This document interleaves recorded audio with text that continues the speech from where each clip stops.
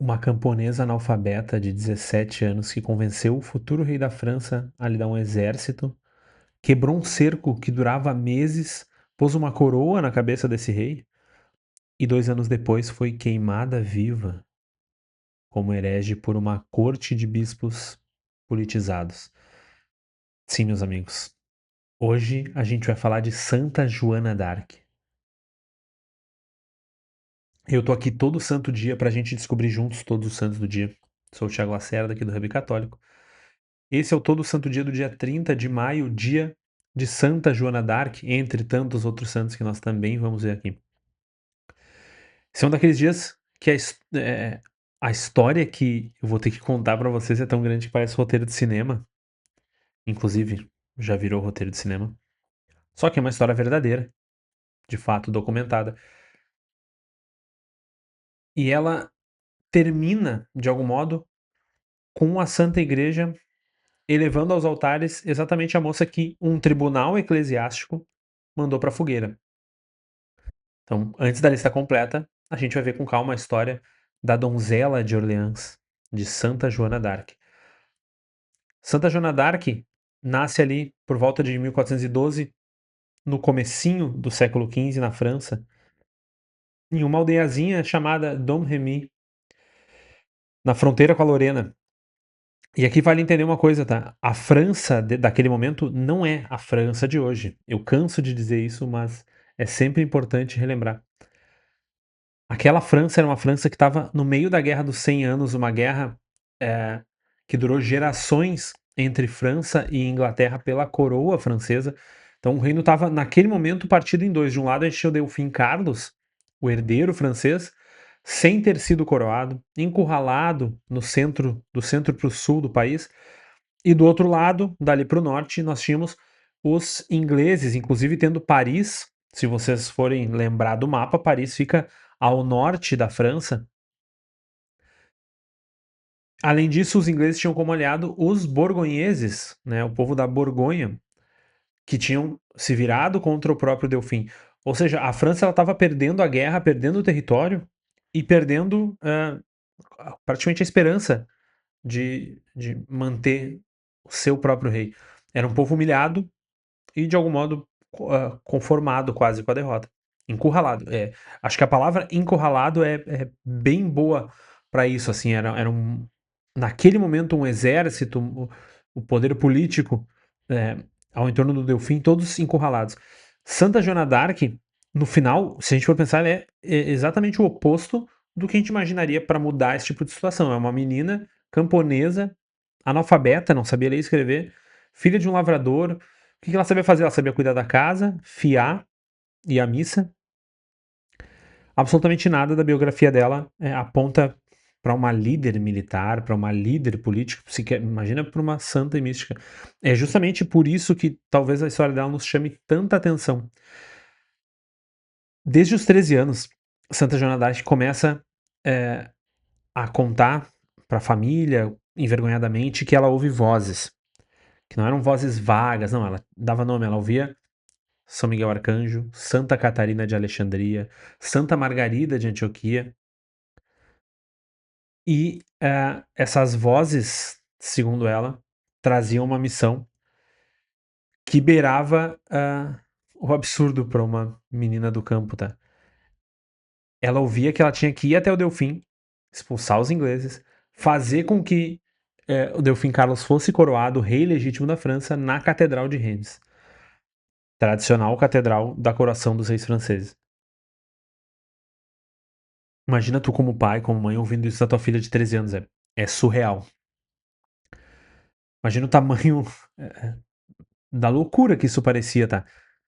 Ainda, talvez naquela época até menos, porque hoje a gente ainda tem esse ceticismo extremamente aflorado, né? Mas apesar da história ser uma história fantástica, no sentido de fantasia mesmo, assim, de ser algo que nos parece fantasioso, ela foi, né, com seus 16, 17 anos, ela convence um líder local, um comandante do exército, Robert de Baudricourt, a escoltar ela corta o cabelo, veste roupa de homem por segurança na viagem, atravessa o território inimigo, ali por volta de fevereiro de 1429, ela chega a Chinon, onde o Delfim se encontrava praticamente escondido, tá? Dizem que o Delfim Carlos, para testar, se misturou no meio da corte e colocou outra pessoa no trono. Lembrem das imagens, não sei se vocês vão ter isso na cabeça, mas de filmes, de coisa assim. Uma sala do trono com os nobres de pé, rodeando. Quer dizer, tem o trono ali, tu imagina que quem tá no trono é o rei e tem um monte de gente em volta. O rei tava no meio dessa. O Delfim, ainda não tinha sido coroado, tava no meio desse pessoal. Santa Joana d'Arc, que nunca tinha visto ele na vida, as imagens não corriam soltas como é hoje, a informação não corria solta. Lembrem, uma camponesa analfabeta do interior da França não conhecia a figura do Delfim, a fisionomia do Delfim. E curiosamente, ela foi direto, ou seja, ela escolheu uma pessoa aleatória no meio do povo para se dirigir, ou seja, ela se ajoelhou diante do que qualquer pessoa acharia que é um nobre qualquer, um guarda, qualquer coisa, porque ela reconheceu o Delfim naquele momento, certamente por graça divina, porque não era um conhecimento humano que ela tinha. Os teólogos, a partir dali, examinaram ela por semanas em Poitiers, porque é óbvio que é de se desconfiar, né? De algo assim, procuravam fraude, heresia, bruxaria, não encontraram nada. O Delfim, encurralado, perdendo, sem ter praticamente o que perder, fez uma aposta que se mostrou verdadeira, entregou as tropas para uma adolescente. E aí vem então o capítulo de Orleans. A cidade de Orleans estava cercada pelos ingleses há meses e ela era a chave do sul da França, tá? Se Orleans caísse, o pouco que se tinha de França ainda caía junto, com toda certeza. Santa Joana d'Arc chega lá em abril de 1429, estandarte branco, e em poucos dias, o que parecia impossível, o que era tentado há meses, aconteceu. O cerco é quebrado. Os ingleses recuam e de uma hora para outra, aquela camponesa analfabeta vira o símbolo vivo da França, a Dorzela de Orleans, La Pucelle d'Orléans, né, como o próprio martirológio italiano nos fala. E ela não para nesse episódio, né? Ela empurra o exército numa campanha relâmpago com todas as vênias numa blitzkrieg. Entendam, não tô falando nada da moral do negócio. Pelo Vale de Loire, e ela leva o Delfim até Reims, né, onde nós tínhamos a catedral que tradicionalmente os reis da França eram sagrados. E em julho de 1429, Carlos VII, né, o Delfim Carlos, é coroado rei Carlos VII. Santa Joana d'Arc está ali do lado do altar com o estandarte na mão. E ela cumpriu, naquele momento, ao pé da letra, o que as aparições de São Miguel Arcanjo e de Santa Catarina de Alexandria, por exemplo, diziam a ela, uma camponesa analfabeta que empreendeu um esforço e conseguiu coroar o rei. Só que a história dela não termina aí, apesar de a missão aparentemente ter terminado. E aqui a história vira, porque a partir dali as coisas começam a desandar. A corte, agora com o rei coroado, não precisava tanto dela, né? Ela já tinha sido útil, digamos. E as campanhas seguintes foram muito mais difíceis. Em maio de 1430, em Copenhague, Santa Joana d'Arc vai ser capturada pelos borgonheses e, obviamente, eles fazem o que se esperaria que eles fizessem naquele momento. Eles vendem ela aos ingleses. Os ingleses, eles não queriam só uma prisioneira, eles precisavam acabar com o símbolo, tá? Se Santa Joana d'Arc tinha vindo de Deus, então o rei que ela coroou era um rei coroado por Deus. Santa Joana d'Arc dava legitimidade ao rei francês, que era o inimigo dos ingleses, ou seja, que é o rei que os ingleses acusavam de ser o falso rei. Eles acreditavam que o verdadeiro herdeiro estava entre eles. A Guerra dos 100 Anos não é uma guerra de invasão simples e pura, é uma guerra de dinastia, de entendimento de quem é o sucessor daquele rei que ficou.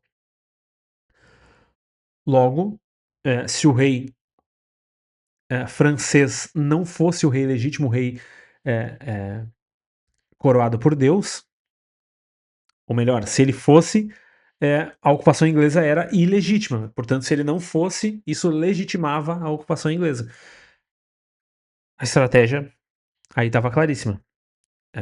Eles tinham que provar que Santa Joana d'Arc não era santa, não era visionária, não era mística e que ela sequer era católica. Para isso se montou um tribunal eclesiástico em Rouen, presidido por um bispo francês, Pierre Couchon. E em 31, no ano seguinte, o julgamento começa, tá? 1431. É, é importante que a gente diga, porque Santa Joana d'Arc é frequentemente citada como um exemplo de foi queimada, as mulheres eram queimadas como bruxas. Santa Joana d'Arc, ela tem uma história tão peculiar. Não existiram duas Santas Joana d'Arc ao longo da história. Para que se usasse como exemplo, não, Santa Joana d'Arc é uma dentre tantas que foram à fogueira, ou crucificadas, ou enforcadas. A história dela é extremamente peculiar. O que não minimiza o problema desse processo e desse júri. O próprio martirológio nos reforça isso. Santa Joana d'Arc sofreu um julgamento iníquo, injusto. Ela, sem advogado, sem ninguém do lado dela, os franceses não podiam entrar do lado inglês. Portanto, na Inglaterra, todos que tiveram contato tinham um interesse político em condená-la. Com mais ou menos 19 anos, analfabeta, interrogada por dezenas de doutores em teologia, políticos, sob tortura, num regime de tortura, com o único objetivo de fazer ela cair em contradição. E o mais impressionante é que as respostas dela são lúcidas, firmes e até desconcertantes por muito tempo. Quando perguntam se ela estava em estado de graça, uma pergunta que era uma armadilha, porque se ela dissesse que sim, seria presunção, se ela dissesse que não, ela se condenaria, digamos. Lembrem,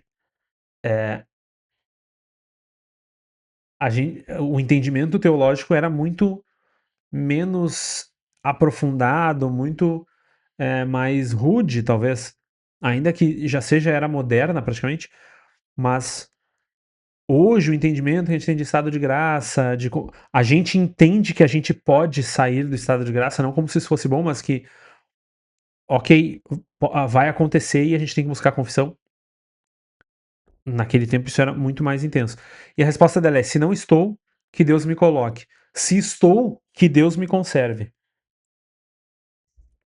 Quer dizer, uma resposta de alguém que a gente imagina que seria extremamente conhecedora da teologia e uma grande locutora, uma pessoa muito eloquente, uma grande debatedora, talvez, para pensar nesse tipo de resposta, tendo o conhecimento necessário da teologia para que a resposta fizesse sentido e fosse de fato a solução.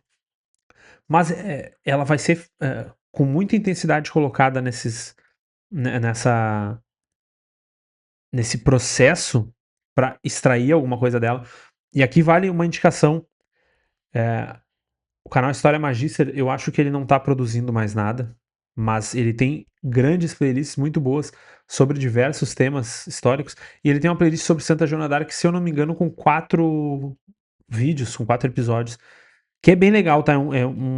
É uma série pra ouvir, não tem vídeo, nada. Pra mim, eu gosto muito de ouvir as coisas assim. E esse processo é muito bem descrito lá, tá?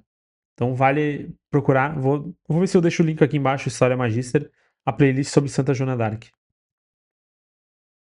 No fim, ela é condenada por heresia, por esse tribunal iníquo, injusto, em 30 de maio de 1431, ou seja, por isso que hoje a gente tem o dia dela. Ela é entregue ao braço secular, isso é muito importante também. A igreja, mesmo os maus julgamentos nunca matou ninguém, né? A igreja, na Inquisição, ela dava o seu veredito e dizia: eu vou defender essa pessoa com unhas e dentes, ou façam dela o que o Estado bem entender. Ela é entregue, então, ao braço secular, é queimada viva na praça do mercado de Rouen.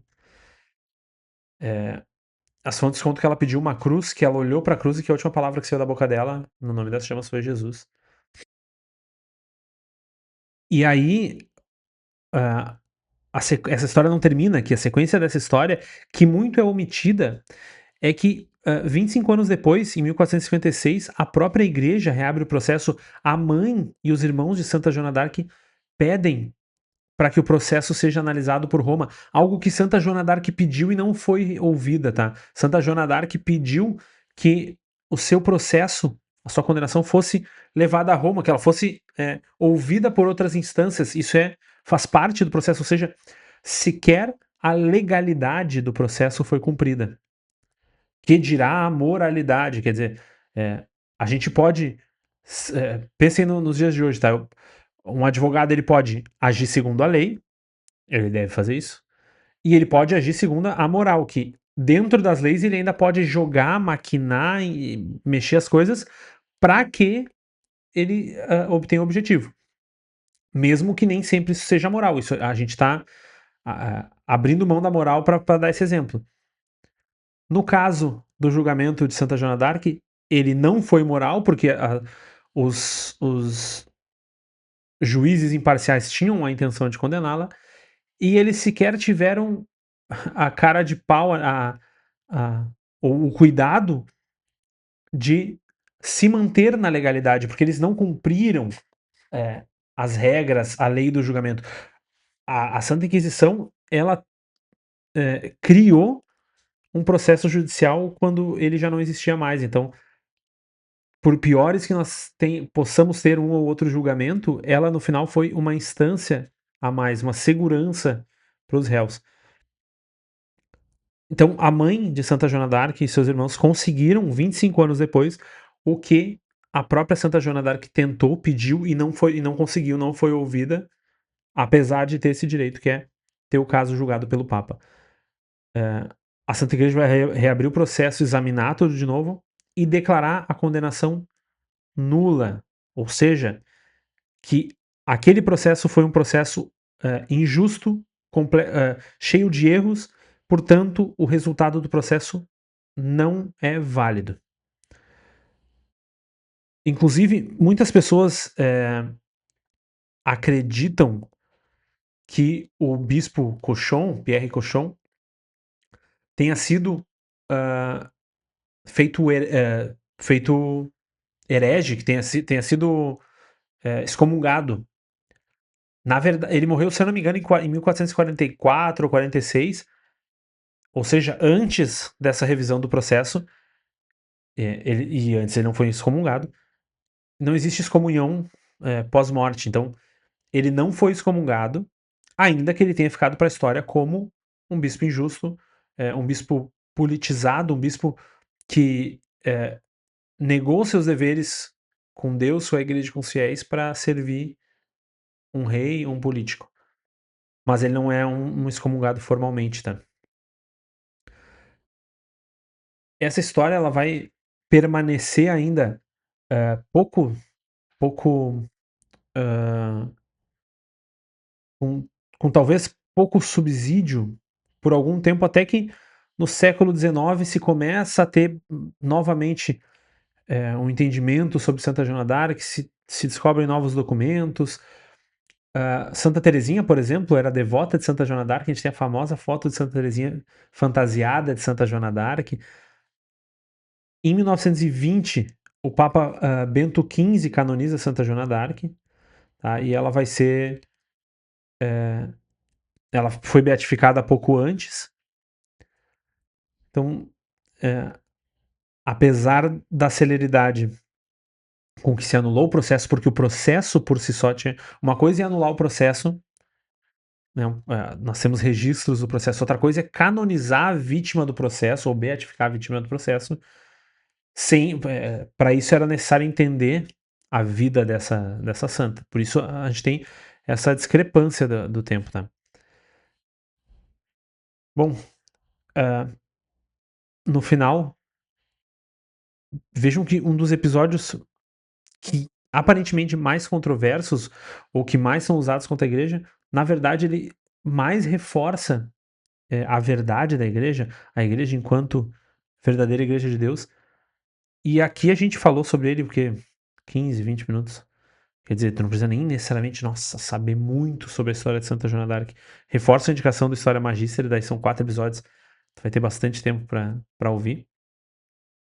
Mas Santa Joana d'Arc não é a única santa de hoje, a gente tem outros grandes santos para ver. Antes disso, eu vou te lembrar que o Todo Santo Dia, que está aqui no Hub Católico, é um entre tantos programas e projetos. O Hub Católico tem os vídeos do Diário de Paroquiano de Aldeia, tem o vlog onde eu conto para vocês como eu estou fazendo todos esses projetos. Nós temos o nosso martirológio, eu sempre gosto de falar dele. Tá online, disponível para vocês, ó. Temos hoje Santa Joana d'Arc, ó, sétimo elogio. Não é um destaque, tá? Esse martirológio tá disponível para vocês, tá o link aí embaixo, cheio de filtros.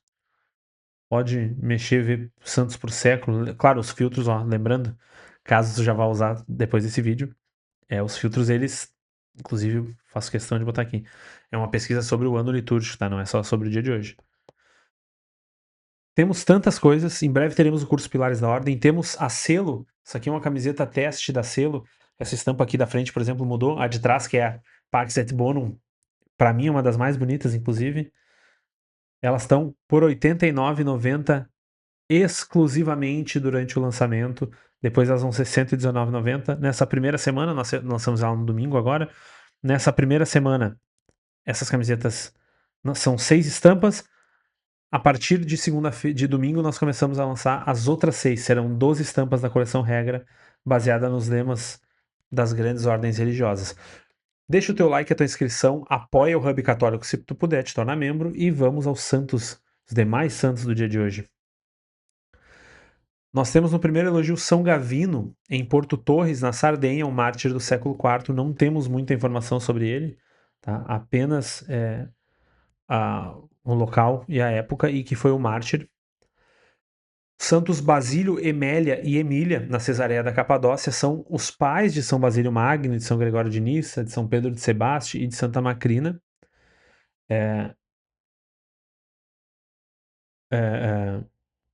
Que foram exilados na perseguição de Galério Maximiano, morreram depois deixando aos filhos praticamente só a herança da sua virtude. Uma família de santos, tá? Muito, muito, muito, muito importante. Já vimos os padres capadócios, São Basílio Magno, São Gregório de Nissa, os seus irmãos São Pedro de Sebastião, Santa Macrina. Santa Macrina, acho que não foi, não tivemos o dia dela ainda no Todo Santo Dia, começamos em novembro, mas São Pedro de Sebastião, se eu não me engano, sim. Pode olhar na playlist, aqui no final ela vai aparecer. Santo Anastácio, bispo de Pávia, que foi um bispo ariano, que professou a fé católica, depois abandonou o arianismo, morreu em 680. Então a gente está naquele período pós-Império Romano.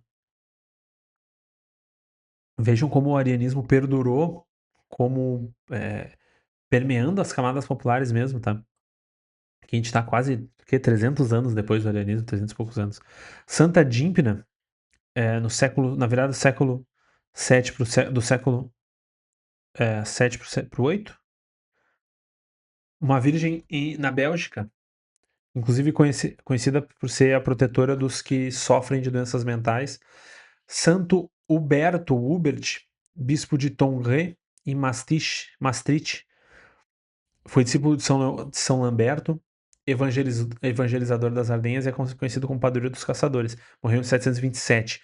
São Fernando III, aqui eu vou ter que dar uma desfiada de... São Fernando III foi rei de Castela e de Leão, conhecido como São Fernando o Santo, ou como Rei Fernando o Santo. Foi sepultado em Sevilha.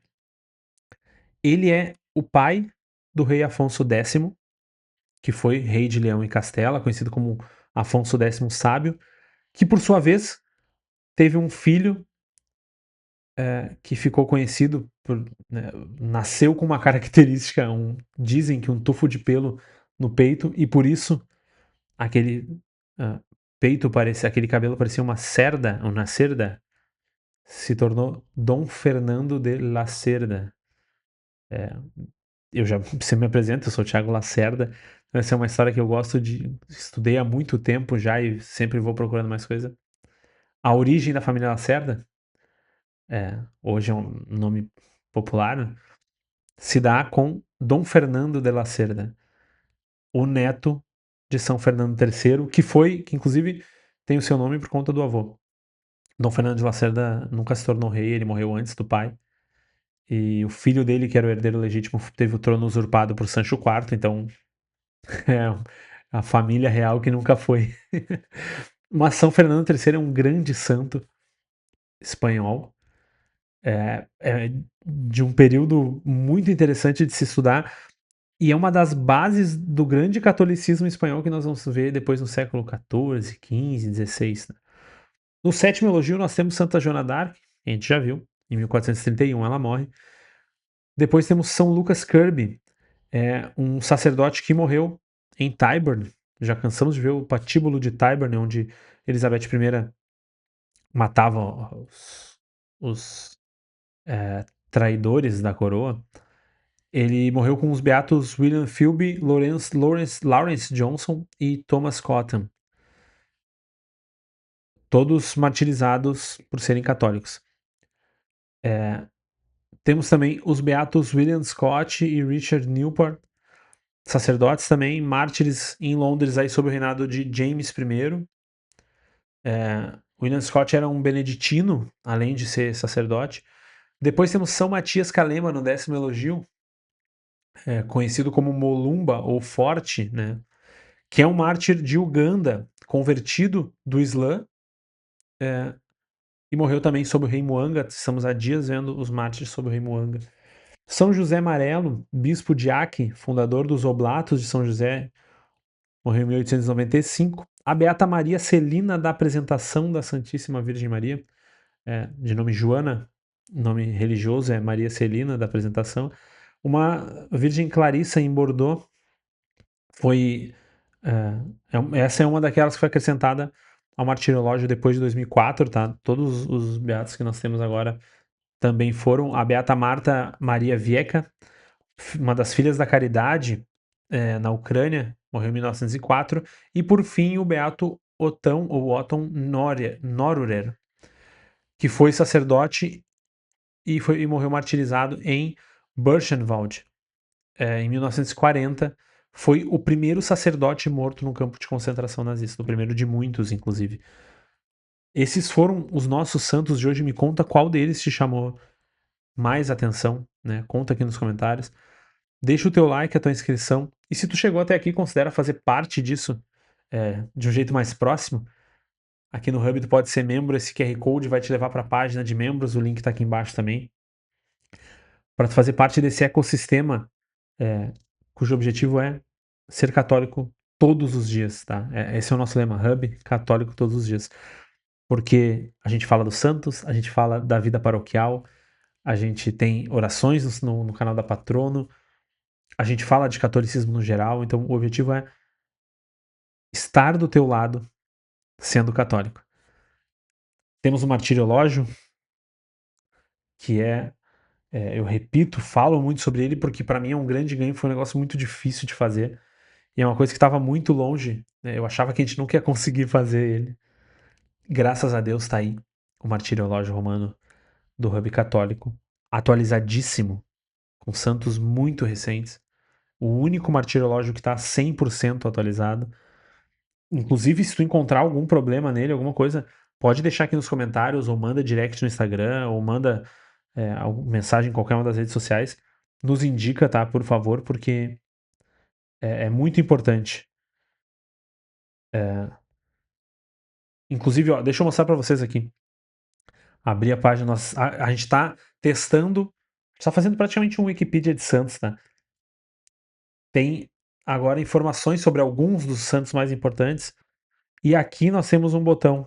Encontrou um erro nessa ficha? Conte pra gente. Porque é um negócio muito difícil de fazer, tá? As informações sobre os santos nem sempre são informações históricas, eh, nem sempre são informações fáceis de se encontrar, algumas colidem entre si, então tem uma verificação muito difícil. Ó, inclusive aquilo que eu falei, ó, também conhecido como El Santo, São Fernando III. Então, colaborem também dessa forma. Ah, não tenho dinheiro para ser membro, não posso ajudar pontualmente. Só deixei meu like, a minha inscrição. Não, aqui tu também pode ajudar. Ó.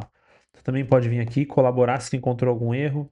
Ou divulgar esses links, falar para os teus amigos, ó, usa o martirológio. No grupo de jovens, tem alguém da paróquia que vai dar uma formação. Vê se não tem o santo lá no Hub Católico que tu consegue é, pesquisar sobre ele de um jeito legal. Adquire as camisetas da Selo, estão em promoção, o link tá aqui embaixo. Eu te espero amanhã para mais um Todo Santo Dia. Tchau.